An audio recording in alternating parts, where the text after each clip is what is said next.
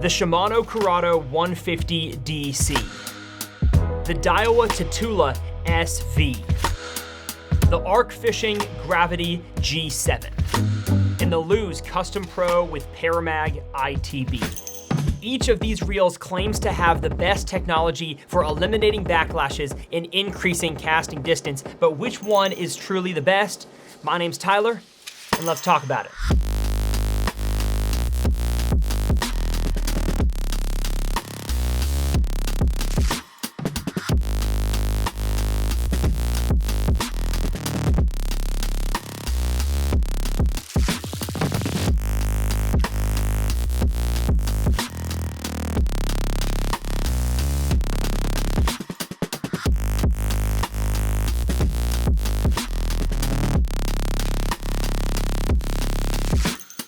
Welcome, my friends, to the ultimate baitcast fishing reel breaking test. My name is Tyler, and the 4 reels I have in front of me represent the best we have in terms of technological innovations to help baitcast users get more casting distance and, of course, eliminate backlash and have better performance. And don't go anywhere, because I'll be giving away all 4 of these reels to 4 of you who are watching this video. Now, by no means do I mean these are the only 4 brands that have a good backlash eliminating technology in the reels. These are just the ones that I feel like have the best technology and are most available to the US market. What's going on, folks? Tyler here, checking in from the future. When I started filming this video, Shimano's patent was still around and enforceable on their DC technology. Nowadays, that's gone. It was like 3 or 4 brands that have digital control reels, and I'm sure more are coming. So that's why the Abu Garcia Voltic and the Bates EDC or DC or EDM, whatever it is, that is not going to be in this video. But there's still 4 awesome reels that, as of when I filmed this, were the 4 best ones out there. Continue. Now, full transparency before we get started, Tackle Warehouse did send me all 4 of these reels under 2 conditions. 1,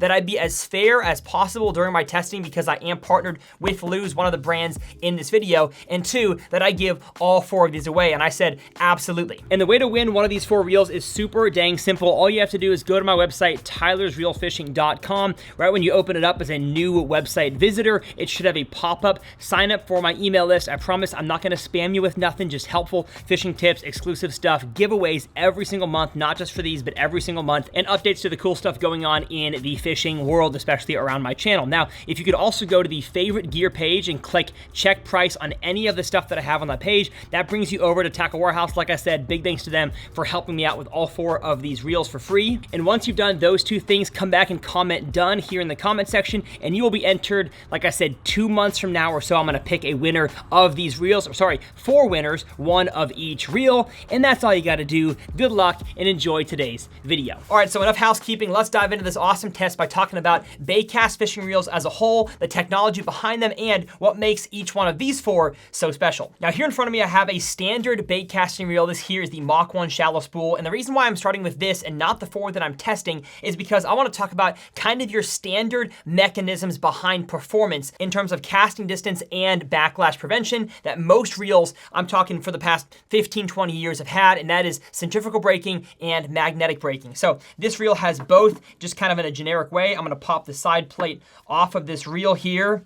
It's gonna be a constant struggle in this video, is getting side plates off in one take. And so taking the side plate off, you see the 2 types of brakings we have on this reel. Centrifugal is on the spool itself, and magnetic is on the side plate. And centrifugal is the one that I wanna discuss first. I'm actually gonna pop the spool totally out to discuss this type of braking. And the way centrifugal braking works is honestly much like the carnival ride. That is a huge, big spool that everybody stands on the outside of, and it gets to spinning really fast, and your body almost gets kind of sucked against the side. That is centrifugal force in real life, and that's exactly how centrifugal braking works on a baitcast reel. Because the faster the spool spins, the more centrifugal force pushes the pins, makes them, I'm gonna use the word fly a lot in this video, flies them out to the edge as long as they are activated. Now on this reel here, all 4 pins are activated. So it spins, they fly out, and they help slow down the spool. That is the simple method of centrifugal braking on a baitcasting reel that, of course, helps eliminate backlashes. It's been around for a long time. Then magnetic braking made its way into fishing reels. Now, as you see here on the inside of the side plate, there is a brake pad, I'm gonna call it, and that's usually how most magnetic braking works on a baitcasting reel. And that pad, when adjusted based on the dial on the outside, moves the pad closer or further away from the magnet, section on the spool itself, this here Mach 1 shallow spool being this black section. Now what's happening when you do adjust your braking from minimum to maximum? Well, let me show you. So if I twist my fingers here from minimum all the way to max, you'll see that the brake pad is getting closer axially to the spool itself. So not up and down, but in and out. And so I hope you were able to see that, but if not, I'll use my thumb as up and down. Max braking from the side plate here is this way, and minimum braking is this way. That way it affects the spool, more magnet, less magnet. That is axially as opposed to radially. We're gonna use some science words today. With axial being parallel to the spool and radial being kind of up and down, but sort of more like in and out. And so as we put the reel back together right here, if we have the brake set to maximum and all 4 centrifugal pins activated, this thing's not gonna cast very far. And for a long time, this was the only thing we had as anglers to help us get better casting distance and get rid of those nasty backlashes, but we've been able to since kind of combine elements of magnetic and centrifugal, and that's what all 4 of these reels, and really the majority of the ones on the market, have to offer: a combination of axial and radial, a combination of magnetic and centrifugal. And so we're gonna start with the most viral, and that is the Shimano DC technology. Now, Shimano's digital control system, also known as DC, has been around for a lot longer than most anglers think. I believe the Calais was the first reel a while ago to have DC in it, but since then, it's spread to not just the Japanese market, but also the US market and a bunch of different reels across their product line. This one here, as I mentioned, being the 150 Corrado. And just like 2 of the 3 others we're gonna discuss, it has a dynamic braking system, which means it doesn't apply the same force to the beginning of the cast on the spool to slow it down as it does on the end. Therefore, eliminating backlashes in the beginning and allowing you to get longer casting distance at the very end. So we're gonna go over with all these reels, the parts they have, the components, and what makes each one different. And the components are a side plate containing the microchip housing. I'm guessing this black thing sticking out is where the electromagnetic coils are. We're gonna discuss that here in a second. On the side of the side plate, you can tell there is a 4-stage braking from 1 to 4, with 1 actually being open. You don't want to cast on open. And the last thing is the spool itself that is hollow, with the exception of 1 main thing on the inside, and that is your magnet block, I'm going to call it, that fits perfectly into the black protruding part here, which again, I'm guessing houses the coils that as the spool spins, those magnets cause a current on the inside of the coils. And that spinning activates the reel, turning on the braking system, eliminating the need to ever charge this thing. And beyond just being able to see the internals of this reel, we as consumers don't know exactly what's going on, besides the fact that when this spins, Shimano says the chip inside takes a measurement every 1/1000th of a second on how fast the spool is spinning, and if there is some kind of overrun. I don't know how it works, but they say it does. We're gonna test it. Now, as far as the actual settings on the outside of the reel, you have open, which again, don't cast on open, and then you have 1 to 4. So 1 is for total open water bomb cast, basically no magnetism to the spool itself. 2, they say is for braid and monofilament. Not exactly sure why. Brake setting 3, they say is for fluorocarbon. Again, I don't think monofilament and fluorocarbon cast all that different, but Shimano thinks it does. And then setting 4 on the reel is just total beginner mode, a whole bunch of braking to the spool itself. You only use this one if you're really, super windy conditions or you're skipping docks, they say. And a special setup instruction they give in the box for DC reels is with the spool tension knob. Normally, you want to have it just open enough so when you open the spool and let go of your thumb, your bait kind of falls slowly to the ground. They say that's not how you do it with this reel. You want to have the tension tight enough so there is 0 play in the side of the spool left to right. Right about there, no play in the spool. They say that's the only need for the spool tension knob. My question would be, why don't they just make it come out of the box with no play in it and totally eliminate the need for the spool tension knob? I'm not sure the answer to that. So that is reel number 1, Shimano DC technology. The only one on this list that is any kind of electronic control, any magnetic coils. The rest are standard magnetic braking, but they each do things their own way. So let's talk about number 2, and that is the Daiwa Tatula SV system. Now, just like Shimano, Daiwa's SV braking technology has been around for a very long time. Matter of fact, one of the screen recordings I got to show you guys how this works is really, really old, like 13 years on YouTube. So they've been using this for a while, but the Real Tackle Warehouse sent me has their new SV Boost, a 3-stage braking system. So let's talk about the parts, the components that make this thing tick. And if you don't have a screwdriver to open up the side plate, you can just use your fingernail. And as we open it up, you'll see on the side plate, we have a very different configuration than the Shimano. I'm gonna call this a magnetic trough. I'm gonna keep using the word trough the rest of this video because it applies to the other 2 reels we have here, but I believe Daiwa was the first to do it. If we flip the side plate over, we have a 20-point adjustment wheel from 0 to 20, 0 being no brakes, 20 being the most brakes. And as I spin the reel, you'll see the spool has a very interesting feature to it, and that's what they call an induct rotor, this being a dynamic induct rotor. And how it works is that as the spool starts spinning, centrifugal force, like we talked about with the Mach 1 earlier, sends this rotor out from the spool. And you may ask, out to where? Well, out into our magnetic trough. And so the idea with the 3-stage system they have here with the SV Boost is that at the beginning of your cast, the hardest you're gonna cast, that's the fastest the spool is gonna move. Therefore, centrifugal force is the greatest it's gonna be. It's gonna shoot, I use the word shoot because it makes the most sense here. It shoots the rotor out to its maximum position. Then as the spool slows down, it goes into its center position, and then all the way in to finish the cast where it's not in contact with the magnetic trough at all. Now, if I'm gonna be honest here, this takes a lot of force to go from step 1 to 2 to then 3. I mean, I'm having to like grip it and pull it to 3. So I'm not gonna say Daiwa's lying when they say this thing shoots all the way out into the magnetic trough. I just think it's pretty hard to do. And so if it is all the way out there, as opposed to just level 1 back to 0, it's probably just there for a second. And if that's all it needs, that's all it needs. So that is how the dynamic rotor works. But how does the induct rotor actually interact with the magnetic trough? And is it a constant magnet? The answer is no. As we do the adjustments to the outside of the reel here from 0 to 20, you will see the outside ring spins to match the inside ring. There at 20, the rings are totally matching, and there at 0, the lines are not. And what is happening as I do this is that the 2 rings that have alternating positive and negative magnets are lining up or not lining up depending on how much brakes you have, therefore making the trough more or less magnetic. Here at 0, the norths match up with all of the souths on the magnets, which means no magnetic field. On 20, all the norths match up with the norths, making it the most magnetic. And so the side plate with the magnetic trough and the dynamic induct rotor is a good combination of centrifugal and magnetic braking that Daiwa says, especially with their 3-stage system here on the rotor, makes the best anti-backlash technology. We'll see about that. And as far as special setup instructions, they also say the spool tension knob, just like the DC system, is only as useful as making sure there's no play side to side in the spool. Again, why? But my job in this video is not to ask why, it's to ask how does it work, and we're gonna test that here in a minute. So that was reel number 2, the Daiwa SV system. Let's move on to reel number 3 in our lineup, and that is another induct rotor and dynamic braking system, the Lews Custom Pro.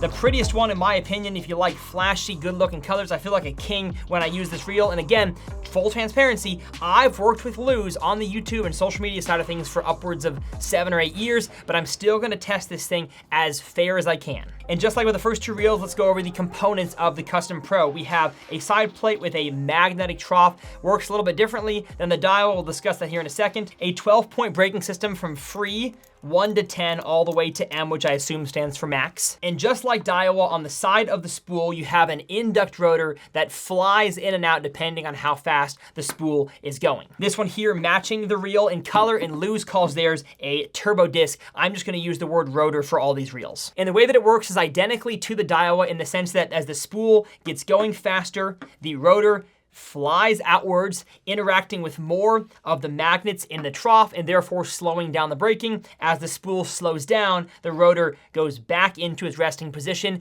interacting with less of the magnetic field. Unlike the Daiwa SV system though, the trough on the Custom Pro is not magnetized from both sides of the rotor edge, it is just on the inside. And the way the magnetic field gets stronger against the rotor is by radial movement, not axial. The Custom Pro moves the same set of magnets inward or outward perpendicular to the spool, again radially, not axially, as you move the braking from free to max on the outside, as you see here. The rotor's edge on the Custom Pro is also much wider than the one on the Daiwa is, that sits more like central to the spindle here on the spool, and it's also much lighter. I'm not saying this because I'm a Lews guy. I'm saying this, I mean, Taylor can attest filming me here, that it's much easier to lift this from its resting position against the spool to where Lews says it flies out to during the cast. And so I don't know if either one works as advertised, as marketed, but I feel like if one's gonna work better and interact with the magnets on the beginning of the cast easier, it's going to be the Custom Pro over the Daiwa, and especially as the way centrifugal force works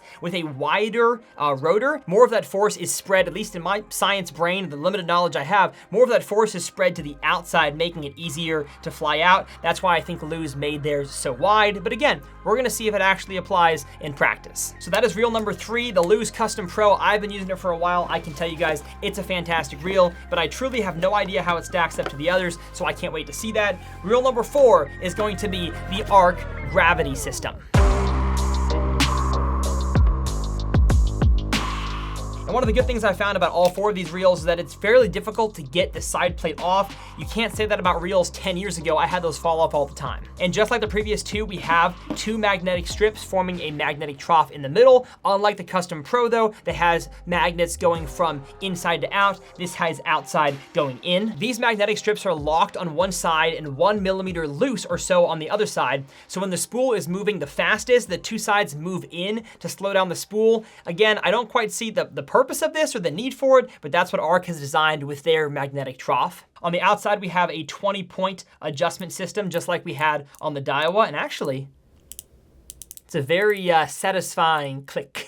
And as we take out the spool, you'll see it also has its own induct rotor, but this one not being dynamic, it is fixed where it's at, but has 3 separate positions, and that determines how far out it is sticking into the magnetic trough. And the way that you adjust the position of the rotor here on the Gravity is by, like I said, pushing in and twisting, and that will either make it hardly interact at all with the magnetic field, interact a little more, or push it all the way out for max braking. Now, how does Ark's rotor interact with Ark's side plate? And that brings us all the way back to what we talked about in the very beginning with standard magnetic braking, moving radially and not axially. As you'll see here, when I adjust the outside wheel, it pushes the magnetic trough, again with one side being loose, the other side being fixed, it pushes that closer or further away from the spool itself and the fixed rotor. So in a way, the Ark actually has 60 different brake settings, because you have the setting 1 here, which is furthest away from the magnetic field, and then 0 to 20. Then you have 0 to 20 at 2 and 0 to 20 at 3. And so technically, I guess 20 at 1 is probably more braking than 0 at 3, but you got 60 choices. And I don't know if Ark's construction of this reel with the rotor being constant, but the magnets being dynamic and that little interesting 1 millimeter play they have is to get around some kind of patent infringement potentially with one of the other brands. But all I know is I've heard great things about this reel and the 3 others we're gonna test out in the wild. So hopefully this section, even though it's been incredibly technologically detailed, and I probably spoke way too fast at times, my goal is that you understand more about all the braking systems out there. That way, when we're actually going out on the water into the ponds and to the football field, you can see why these things work the way they do. If I did a good job, go ahead and hit that subscribe button. My goal is to help you guys become better bass anglers, and sometimes we go very much into the weeds with technological details, but the time for that is over. I say we get out of the studio, head into the real world to see which one of these 4 reels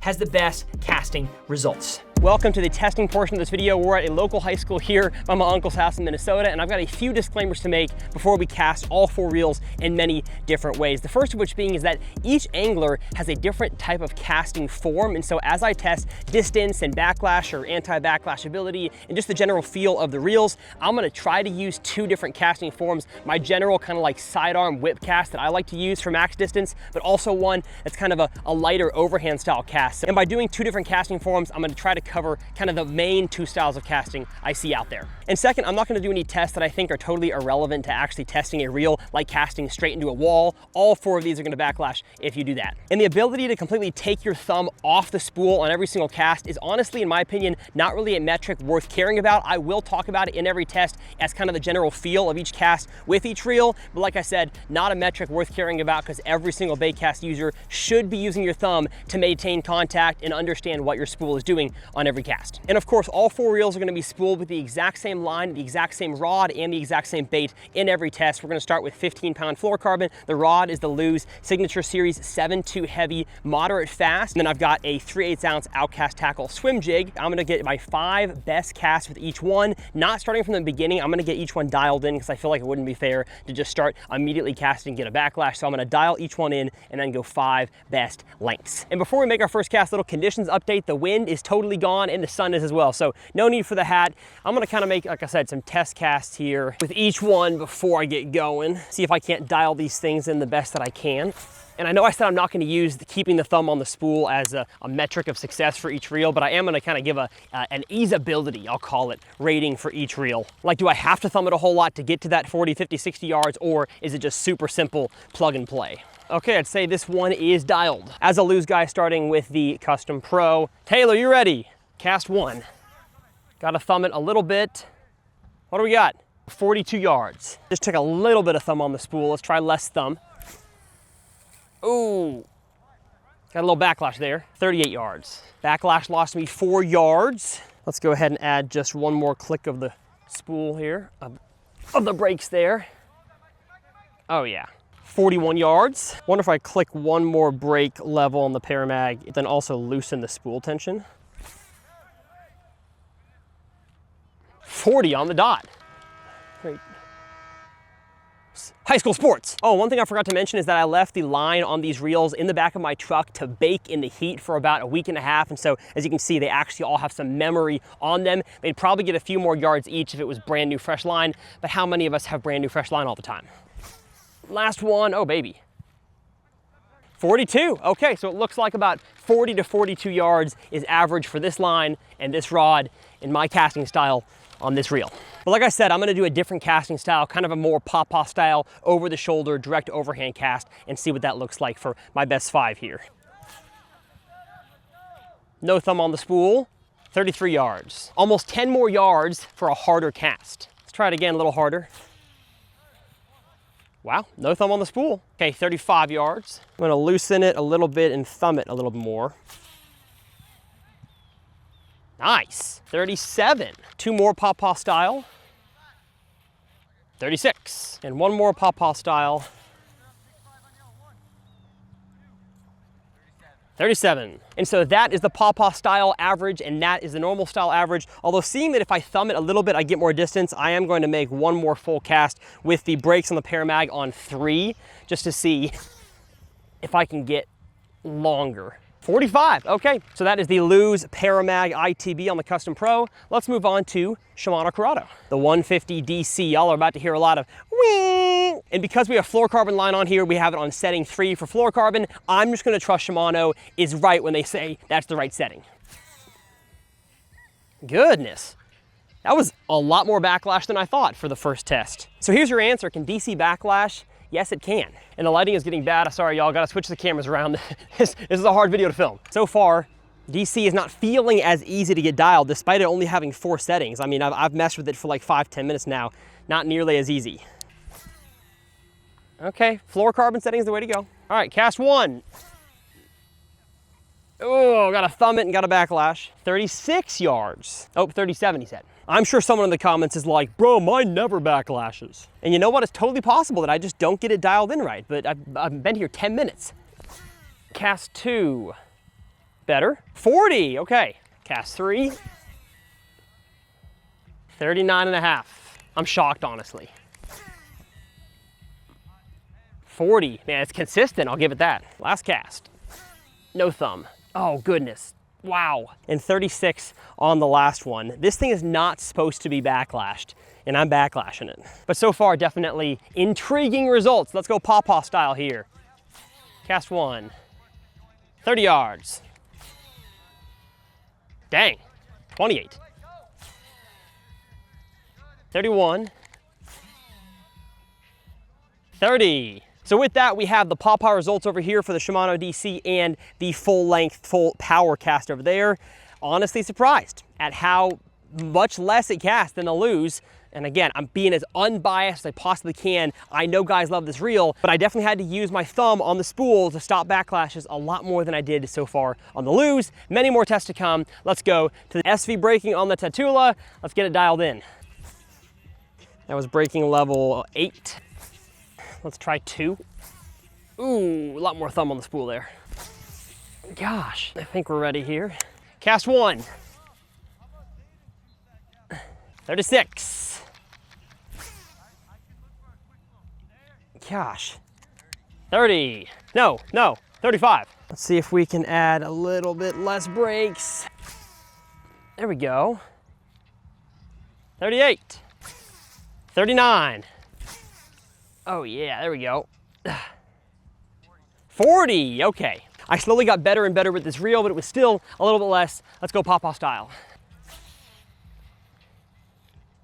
That was a good pawpaw style. 33. Oh, no thumb on that one. 37, wow. Maybe the whip casting motion with this one with no thumb is actually better. Wait, Taylor's a big Daiwa fan. Do you use your thumb on the spool? A little bit, he says. Okay. Wow. 38 and a half. We're discovering new things out here. 38 and a half. One more. 38 and a half. Consistent. About the same, if not more than my regular cast. Let me make one more full speed sidearm cast. 42. Maybe this reel had to be broke in, because that's better. I'm gonna count these next 5. It seems like somehow it's casting better now than when I started. There we go. 43, okay. I'm gonna make a few more casts after this with the Shimano to see if I mess something up. 43, and just from a feel perspective, I've had to use about the same amount of thumb pressure to stop backlashes kind of near the beginning of the whip as I did with the Lews. 44, okay, so we're getting a little bit better here. So the average is pawpaw style over here and full power cast over on this side. I'm gonna do a few more on the Shimano just to see if maybe it's gotta be like broke in, because that'd be weird, but 39 and a half, about the same. Oh, almost hit Taylor. 44, he says. Okay, maybe my arm's getting warmed up now. I should go back to the Lews. I'll get 50 yards.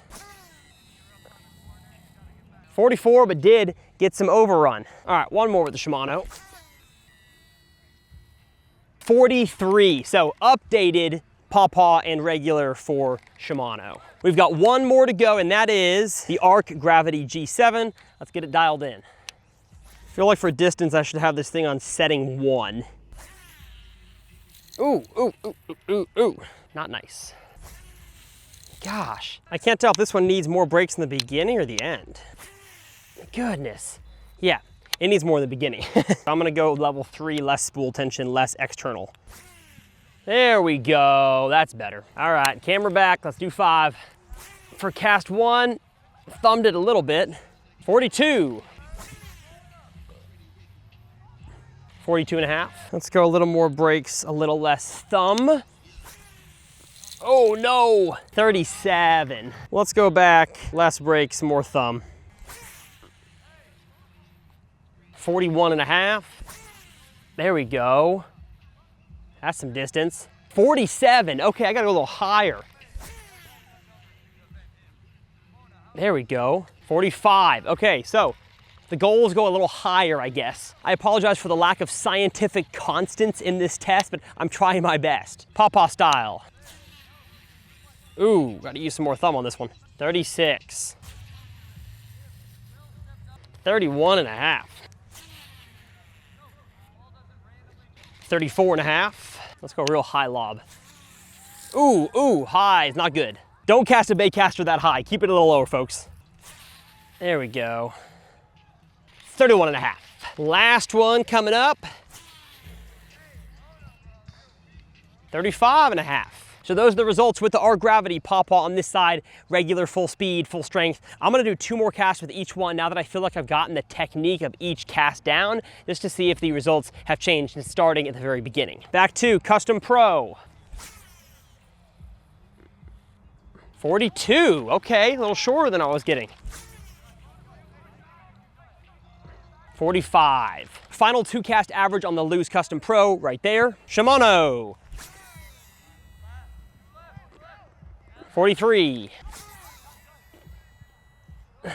40 and a half. Shimano 150 DC, final 2 cast average right there. Daiwa Tatula. 39. 36 and a half. Man, am I getting tired? That was a 40? Okay, goodness gracious. We'll take the 2 best ones there. Although my casting form was not the exact same on that cast. Gravity G7. Ooh, backlash. Official cast 1. There we go. 42 and a half. That felt good. 46, whoa. And Ark Gravity final 2 average right there. But we are not done yet. That was lame. We'll talk more about the results from test 1 later on in the video, but we're gonna switch out the 3/8 ounce swim jig for a Mach spray and shad 90 popper with no hooks. It is a really, really light bait. I'm gonna try to see the distance on a light bait on the same exact setups. And for the light lure section here, I'm gonna go in reverse order. I'm gonna go Ark, Daiwa, Shimano, then Lews. And just to start off the rip, I'm gonna go with more brakes. I'm gonna go level 18 here, a little more spool tension. And I'm definitely not expecting nearly as much distance out of these. Thumb off the spool on the light lure test, absolutely not one I care about. Every single cast, I'm gonna be thumbing a little bit. Cast 1, Ark, 33. 31, 33, that was better, 37. Not gonna lie, kind of shocked that I can cast something this light that far. There we go, 38. Gravity defying gravity. 39, getting better and better. All right, G7 results right there. Daiwa, let's get it dialed. Maybe less brakes and more thumb. Oh, whoa. Nope, more brakes. There we go. Okay, we are ready. What was that? 35. He wasn't filming that one, but that'll be my first cast on the Daiwa. There we go. 39, wow. I can't believe these reels are almost casting as far with light stuff. 37. 37 again. 40 and a half. 39 and a half. I believe that was 5 on the Daiwa. Here's the average. Corrado 150. Out of all the reels so far, the Shimano has been the hardest to dial in, believe it or not. No, the exact same. I don't know what on earth Shimano thinks these settings do differently. I'd like an explanation from somebody at the company. Cast number 1. 31. Wow. At least no backlashes yet. 29, some overrun. Let's try wide open just for fun. 35, okay, that was better. 33 and a half. One more, I think. 35. With the sun totally in my face, that is the DC average right there. And last but not least, Custom Pro, very light lure. Oh, wow. Already better. See if I can do more brakes and less thumb. Now you may be saying, Tyler, why are you tuning in a reel on a lure this light on a 7.2 heavy? I'd never throw a lure this light on a rod that heavy. Honestly, I'm doing it because it's gonna have trouble casting on a rod this heavy. Let's try a few more. All right, I think we got the Custom Pro dialed in. You ready? Oh, whoa, almost hit Taylor. 37, number 2. 40, number 3. 36. My arm is getting so tired. That felt good. 40. Last one, can we beat 40? Don't think so, a little overrun. 40, okay, wow. And so that is the Custom Pro Light Lure Best 5 average. I pride myself on being as scientific as possible, and I hope that that first testing section was. Again, someone's gonna comment, oh, you could have done this or that better. I know I could have, whatever this or that is. And so as the sun makes me glow, bakes my skin, we're gonna head and get something baked and delicious. Maybe Raising Cane's, Taylor? Yeah, okay. And we'll see you guys for test number 2 of all these reels on the water for how good do they skip.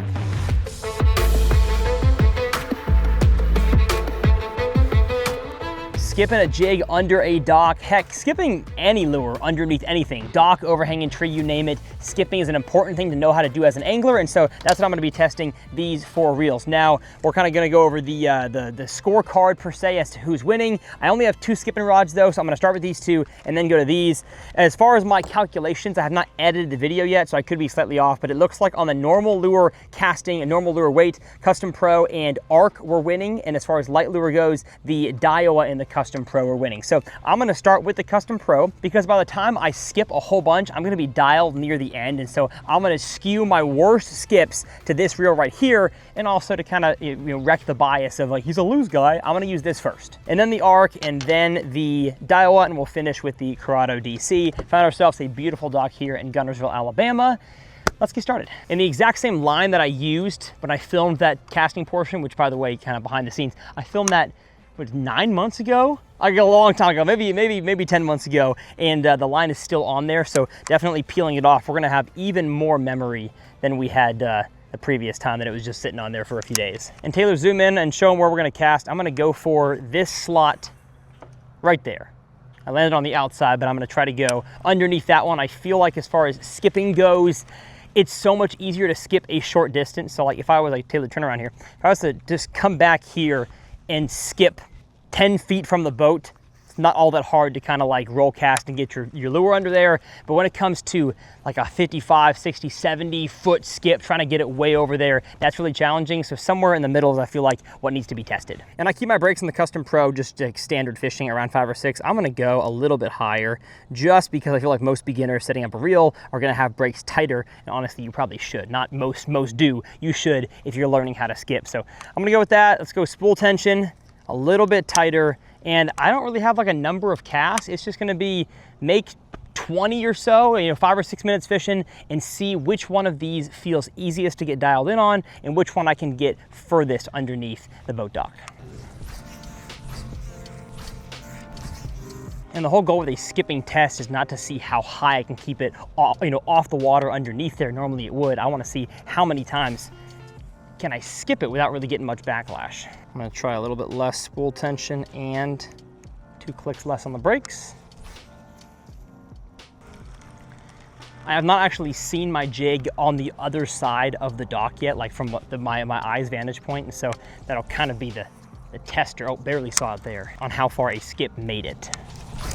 Oh my gosh. Oh, you catch that one? Wow. All right, I feel relatively dialed. Let's go 5 with not much finger on the spool. Okay, 1 pull, and we got the backlash out. I mean, skipping is not a backlash free thing. You got to give your jig time to sink to the bottom anyways, so 1 loop out is fine. Okay, that was more than 1 low, but it stopped it. Like I definitely stopped way too early. 1, 2, 3 pulls and we're out. Nice. Perfect.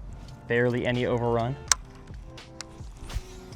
Beautiful. Oh my gosh. Okay, so I say 5 minutes, I got this thing dialed in, almost no backlashes. Again, I'm a good skipper, so maybe I should make a bad cast. Again, that was like not a good skip, and it has 1 loop to come out. So I don't know, I feel like this reel pretty easy to get dialed in skipping. Let's snip off this jackpot jig and tie it on the Ark. I feel like spool tension needs to be a tiny bit tighter on this one. And then I had the brakes on 18 out of 20. I guess I'll look on the inside, see if I need to change anything. I mean, I'm on 3, and again, skipping, generally you want the most brakes for because it's kind of an unforgiving thing. So 20 and 3, let's see, that rhymed. That definitely felt pretty loose. Gosh, that was good. Let's just see what doing less brakes does. 10. It's like it actually skipped better with more brakes. Like it somehow went farther. Yeah, that's crazy. Okay, that's the settings. Let's just make sure. Let's move this to, let's go to 1. Probably a nightmare idea. Oh yeah, okay, yep, immediately. If you want to skip the Ark Gravity, put that thing on 3. honestly, maybe have it all the time on 3. I just made a maintenance cast out there to get rid of some of the loops, and it still casts pretty dang far. So I think 3 is just a good setting, yeah. All right, a few more casts. No thumb. Oh, okay, no thumb. Definitely was a little bit rougher there than the Lews. Again, not that you should ever go no thumb on skipping. Like, I would never ever recommend that, but just seeing how these brakes work, okay? No, okay, nope, can't do that. With the Ark, and just like most bait casting reels, if you're gonna skip, gotta use your thumb a little bit. Limited backlash. Last skip. I mean, pretty good results. I'd say it's almost as good as the Lews. Maybe it's a comfortability thing, the fact that I use the Custom Pro in my everyday fishing all the time. It just feels a little bit easier to skip and set up on the Custom Pro than the Ark, but still a pretty dang good skipping reel. Snip snap, get the jig off, and let's put it on the Daiwa. And if you remember on these two, the Daiwa and the Shimano, they say not to touch the spool tension knob, so we're just gonna put the brakes on, I guess we'll start with like 16. Ooh, that feels pretty good. Yeah, honestly, have a little bit less brakes. I feel like Seth Fighter skipping a jig with a dang Daiwa. Oh, except his results look better than that. Oh my gosh, this one feels good. Maybe even less. Oh yeah, this one comes off the spool really good. Like the whole process of skipping and reeling just feels smoother on this one than on the Ark, and a little bit more than the Lews. Like it was a bad skip. I landed here to start and I have no backlash. So this one is winning so far, and I'm only like 6 casts in. See if we can go no fingers on there. I mean, that's pretty dang good.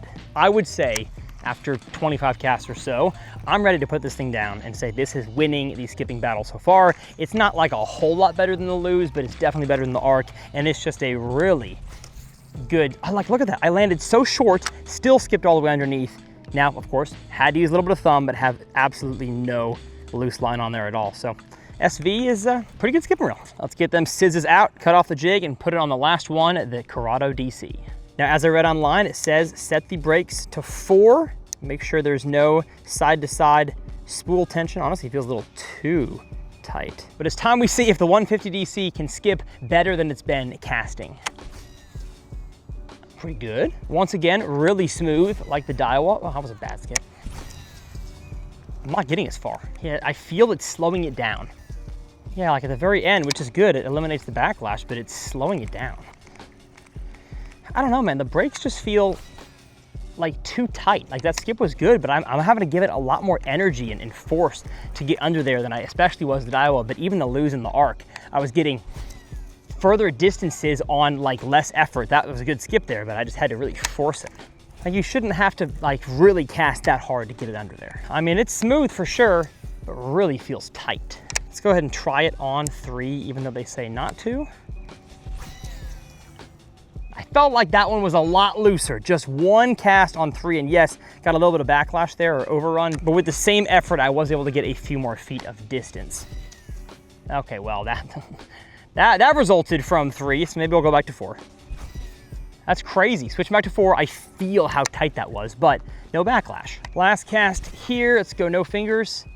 I mean, that's pretty dang good. One of the best distances I got, and 2.5 pulls. So of the 4 reels, which one do I think won skipping today?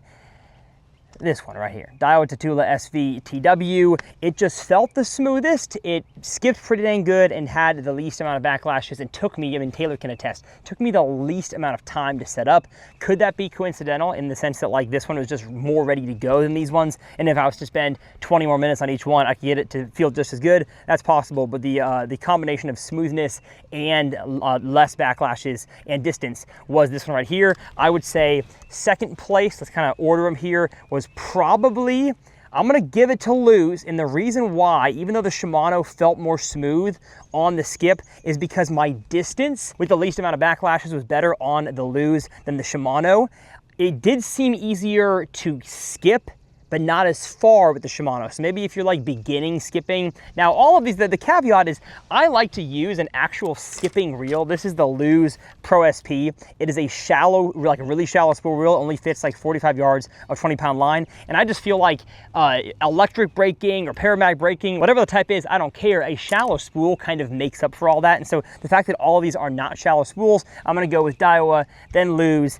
Then I'm gonna go with Shimano over the Ark. And again, that is this just because I feel like this one didn't feel as smooth, wasn't as easy to set up, and I had a lot more backlashes on that one than I did any of the other ones. And so that's my testing result there. I guess if we're gonna put these together, that kind of puts Lews up top again. We're gonna combine the casting heavy, casting light, and regular, but Daiwa is not far behind. Again though, I feel like I'm gonna get to the end of this video and say they're all good reels, because they pretty much are. I don't know which one's gonna win. So let's get to our last test, heavy, heavy wind.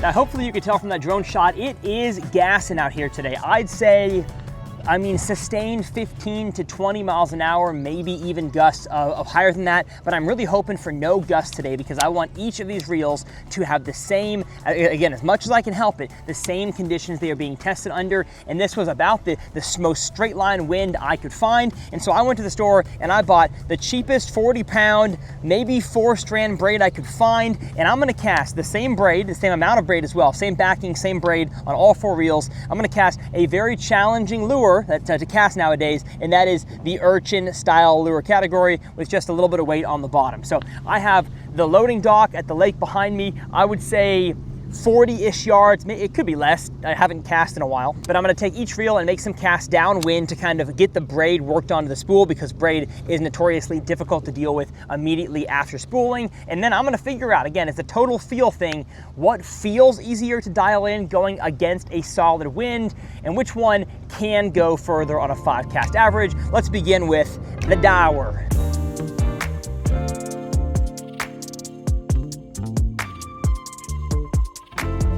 Okay, first cast, we're gonna start with the brakes on more than I would like.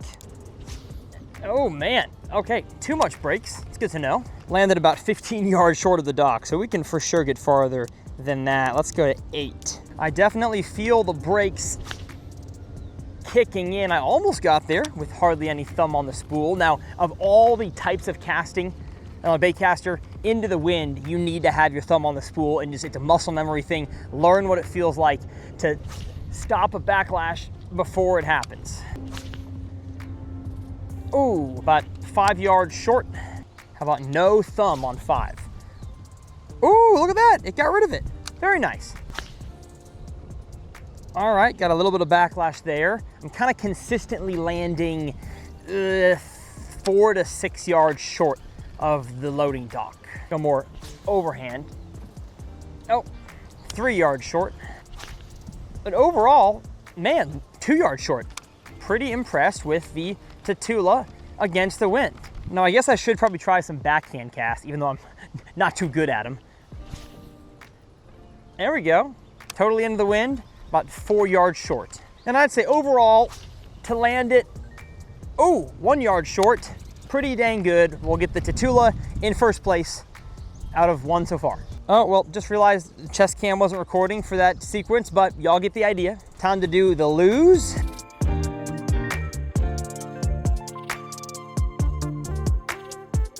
Now on the Custom Pro, I'm gonna start with the brakes on 4, and then the spool tension, I'm gonna go, it's kind of tight right now.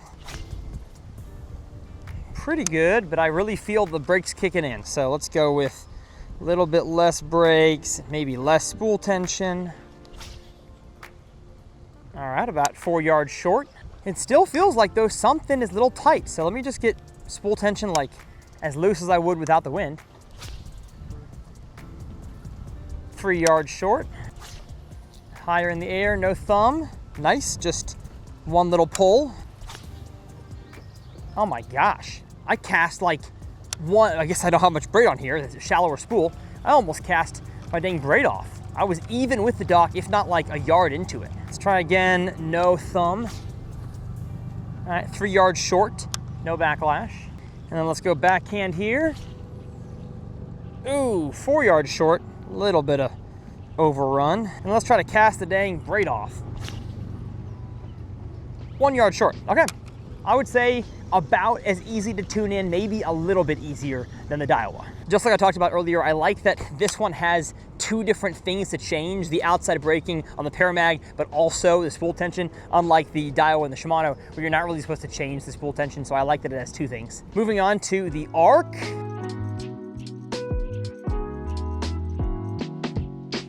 And I've not touched the Ark since the last time we skipped with it, so it's on brake 20.